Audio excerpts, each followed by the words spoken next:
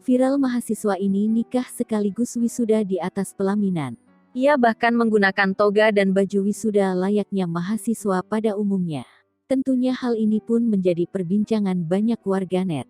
Video itu awalnya diunggah oleh akun TikTok @madun.foto. Mempelai pria menggunakan aksesoris wisuda lengkap meskipun dalam balutan baju pengantin. Terlihat pula ekspresi mahasiswa pria itu tampak sangat gembira, ia juga bersalaman lalu memeluk orang tua serta kedua mertuanya. Sementara sang istri senantiasa berdiri di samping pria itu saat acara wisuda berlangsung. Diketahui pria tersebut merupakan mahasiswa jurusan teknik industri. Usai nama mahasiswa itu disebut MC dalam acara wisuda, ayahnya pun langsung berjalan dan memindahkan tali pada topi toga yang dipakainya.